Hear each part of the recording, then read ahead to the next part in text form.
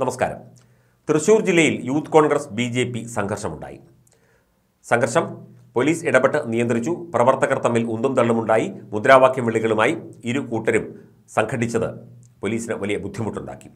പ്രധാനമന്ത്രി നരേന്ദ്രമോദി എത്തിയ വേദിക്ക് സമീപമാണ് സംഘർഷമുണ്ടായത്. പ്രധാനമന്ത്രി പങ്കെടുത്ത വേദിയിൽ ചാണകവെള്ളം തളിക്കാൻ യൂത്ത് കോൺഗ്രസുകാർ ശ്രമിച്ചിരുന്നു.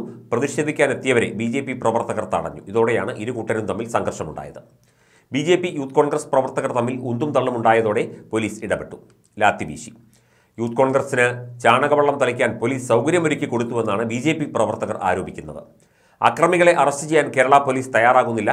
ഞങ്ങൾ ഒരു സ്ഥലത്തേക്കും ആക്രമിക്കാൻ പോയിട്ടില്ല. അക്രമികൾക്ക് സൗകര്യമൊരുക്കുകയാണ് പോലീസ്. എന്തുകൊണ്ട് അക്രമികളെ അറസ്റ്റ് ചെയ്യുന്നില്ല? പ്രധാനമന്ത്രിയുടെ വേദിയിൽ ചാണകവെള്ളം തളിക്കാൻ പോലീസ് സൗകര്യം ചെയ്തു കൊടുക്കുകയാണ് എന്നാണ് BJP പ്രവർത്തകർ പറയുന്നത്. മഹിളാ സംഗമത്തിൽ പങ്കെടുക്കാനായി ഇന്നലെ നരേന്ദ്രമോദി തേക്കിൻകാട് മൈതാനിയിലാണ് എത്തിയത്. ഇവിടുത്തെ വേദിയിൽ ചാണകവെള്ളം തളിക്കാനാണ് യൂത്ത് കോൺഗ്രസ് പ്രവർത്തകർ ശ്രമിച്ചത്. കേരളത്തിന്റെ വികസനത്തിന് BJP അധികാരത്തിൽ എത്തണമെന്ന് പ്രധാനമന്ത്രി പറയുകയും ചെയ്തിരുന്നു. സംസ്ഥാനത്ത് ഇടത് വലത് മുന്നണികളും ദേശീയതലത്തിൽ ഇന്ത്യ മുന്നണിയും തടസ്സം നിൽക്കുമ്പോഴും വികസനത്തിന് മോദിയുടെ ഉറപ്പുണ്ടെന്ന്, അതായത് മോദിയുടെ ഗ്യാരണ്ടിയുണ്ടെന്ന് അദ്ദേഹം വ്യക്തമാക്കിയിരുന്നു. അതേസമയം പരിപാടിയോടനുബന്ധിച്ച് മരം മുറിച്ചതുമായി ബന്ധപ്പെട്ട് യൂത്ത് കോൺഗ്രസ് പ്രതിഷേധം പ്രഖ്യാപിക്കുകയും ചെയ്തിരുന്നു.